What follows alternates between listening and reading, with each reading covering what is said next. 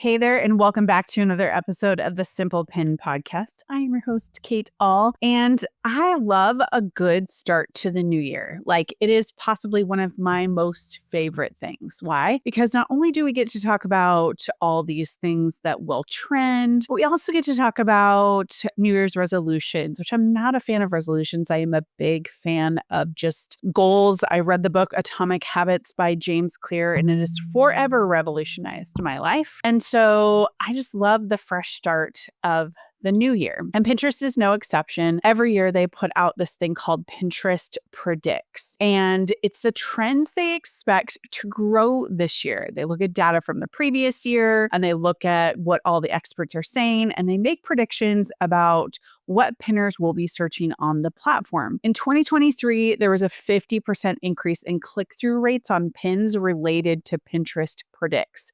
And these forecasted trends are said to last 20% longer than fads that show up on other platforms. What that means is that if you are pinning something or creating content or you have a product around this particular trend, it will get more lift for longer than it will be just a viral sensation, which tends to be an up and then a down. So I want to talk about the predictions. I'm going to highlight 3 of the ones that I think are really fascinating and interesting, but there are a total of 20. I'm going to put the link down in the show notes for you to go look at those because it is really, really important. I'm going to show you how to leverage these predictions, these trends, so that you can use them in your content to get more traffic from Pinterest. A few things first. 1, make sure you are subscribed to the podcast on your favorite podcast player and on YouTube here, because we're going to be doing a lot of great things on YouTube throughout the year. Make sure you don't miss out on that. Also, I want to invite you to our very first Pinterest marketing webinar of 2025. That's right. On January 16th at 10 a.m. Pacific, 1 p.m. Eastern, I'm going to dive into 3 mistakes I see people making on Pinterest and how to fix them. It is totally free. It is a jam-packed hour. And yes, we'll have a replay, but you still need to sign up to get that replay. We would love for you to join us live. If you go to simplepinmedia.com/class, which I will link below, then you can get signed up January 16th.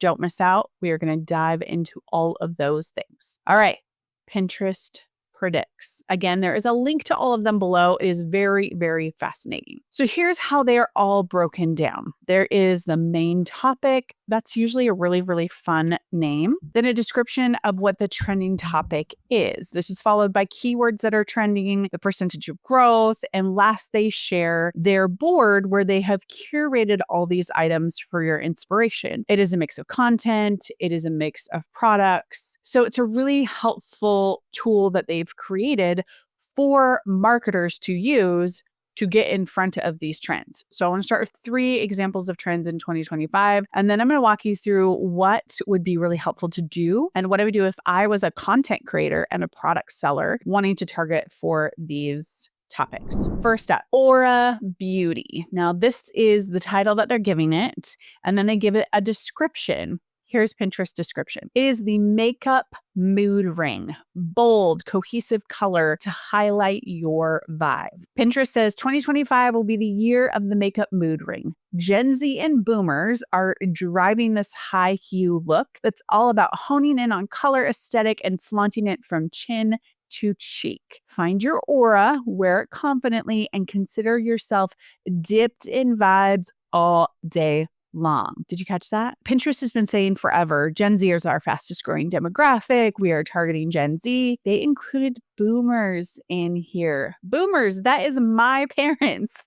I am a Gen Xer. So what they are saying is these 2 opposite ends of the generational spectrum are really going to be into this high hue trend. The Aura Beauty. So here's some keywords that are standing out with Aura Beauty. And why I want to highlight these is that in Pinterest Predicts, what they will do is they will give you these 5 or so keywords. And next to it, there will be a percentage. And the percentage is the percentage of growth that they've seen already in this trend. So one is new wave makeup has had a 410% growth already. Full color makeup eyes has had 365% growth. Golden aura is 75%. Aura effect is 35%. And purple blush makeup is 30%. So we take and we look at these particular keywords and we think, okay, if you are in any type of makeup content, whether you sell makeup or whether you sell the look or whether you do videos or you sell Amazon products, whatever it is, you want to take and use some of these tools, these keywords, to create content. So let's take something like full color makeup eyes. You could easily do a video about that.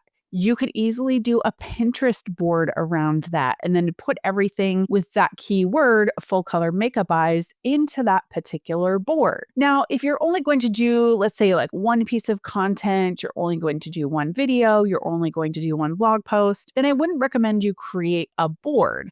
I would recommend you put it under another kind of umbrella board. But if you're going to go deep on this, it is going to pay off big for you. We actually had a client just recently leverage one of the trends in Pinterest Predicts. And within 2 to 3 months, she had already seen over 25,000 saves on that particular pin just because she grabbed a topic, she wrote a blog post, she made sure that her image was aligned with the look, the keywords. It was all in this really great, cool content pillar. And she ended up having a great result. So when you look at these Pinterest Predicts, make notes. In fact, here's a good use case. Click on the link below in the description. Go to Pinterest Predicts and look first for what niche you're in. If you're in the food space, if you are in the makeup space, if you're in the fashion space, start there and look at 1, the keywords that they've listed, and then 2, go to the actual board where Pinterest has pinned all of their pins and start to make a list of ideas. I bet within 30 minutes, you can come up with at least 10 pieces of content that you can create. So here's a second topic I grabbed with another nod to boomers. I'm actually super surprised by this just because Pinterest has been so Gen Z focused that they kind of have forgotten all the other generations. But it appears with Pinterest Predicts, they have not forgotten. So this one, and actually I heard about this in another 2025 predictions podcast. It was completely unrelated to Pinterest, just predictions overall. And it's Modo Boho. Edgy street style with chunky leather accessories and a bit of fringe. So Pinterest said the long hippie aesthetic Modo Boho has entered the chat. In 2025, Gen Z and boomers will take to the streets with chunky leather handbags, flowy skirts, Modo boots, and just enough fringe. It's not just a look, it's a lifestyle. This was really interesting. Their boho fits had a 755% increase for that keyword. And then Modo boots outfit was 445%. I think one thing to call out about this trend is the colors being used in the images. It's a lot of gray, black, cream, and those images don't have much text since it's fashion, but that doesn't mean you can't leverage text on an image. So an example might be if you were going to write a blog post about 5 Modo boots for spring, because that term has had a 445% increase, it's worth using on your image. However, when it comes to text or no text, specifically with fashion, it does make sense to do some without and some with. I like using text overlay on images when it's more of a roundup type in this particular genre. The last one that I picked had to do with travel. We have seen a tremendous growth for travel creators this last year. And as it feels like the world has finally opened up after the pandemic, almost 5 years later. I spoke at a travel conference back in July in Puerto Rico, and I was amazed at how much these travel creators are growing. And a lot of them are wanting to get into using Pinterest more instead of being solely reliant on Instagram or TikTok or things that feel very, precarious and loose, and you just never know when it's going to go away. So moving to Pinterest, if you are in the travel space, is a very smart diversification move. So the term they've used for this is peak travel, vacating to high elevation destinations with perfect peak views. Cities have totally peaked. In 2025, mountain ranges will become the go-to travel destination as Gen Z and Gen X, love that they're calling out my generation, seek out treetop views, that fresh mountain air.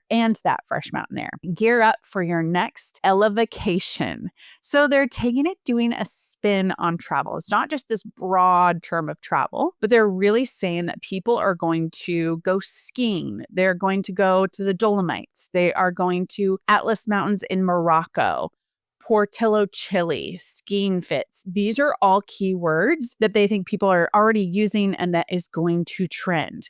This is especially important since I'm recording this in January. You're listening to this in January. There's still a lot of time for skiing left, well into April. And then I even having friends who have already planned a trip to the Dolomites in Italy for this late June. So if you're a travel content creator, make sure you're highlighting these locations listed, especially if you have old content.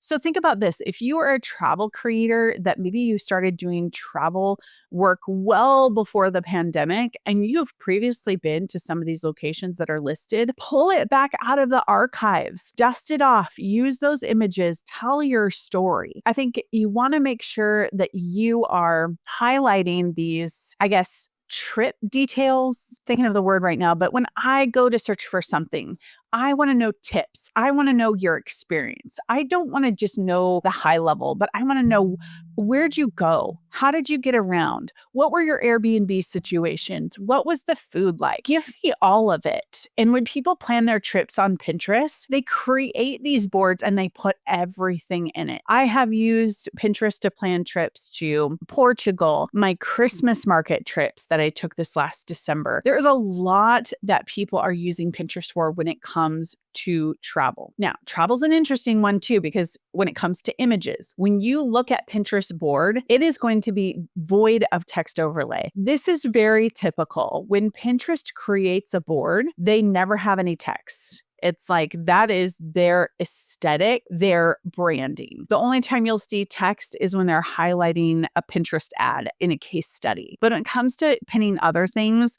there's no text, which leads people to ask, well, should I use text? Similar to what I talked about in the last section about Modo Boho, you use text overlay for two reasons. One, you give context, and two, you use it for the algorithm to be able to read what's on the image. Travel's an interesting one because you can get people who save things because it's a beautiful photography, but you're not just wanting people to save, you're also wanting them to click. An example that I use in some of my trainings is like a beach. You can say West Coast edition, best beaches, West Coast edition. If there was not that text overlay, there are so many different ways I could view this particular image. So just know that when you go visit these boards that Pinterest is highlighting, you will very rarely, if ever, find text overlay outside of a Pinterest ad. So always use text overlay, especially on an image that can be construed 100 different ways, especially in travel. Okay, that's it. Make sure you check out the full list of the 20 Pinterest predictions and find where your brand aligns with those keywords. Like I said earlier, if you are dried up on content ideas, if you feel like it's really difficult for you to figure out a way to drum up some creativity, let this do it for you. Go through, take 30 minutes and write down all the ideas that you have. Don't edit yourself. Don't think of the how, think of the what. Just go through it and get some great ideas. And don't forget to sign up for our webinar in a few weeks. You can go to simplepinmedia.com/class to get access to that, especially if you feel like you're one of those people that you are just spinning out of control when it comes to Pinterest marketing. You don't know what you're doing and you need a guide. Alrighty, thanks so much for listening to the podcast. Don't forget to subscribe to not miss any podcasts or videos in 2025.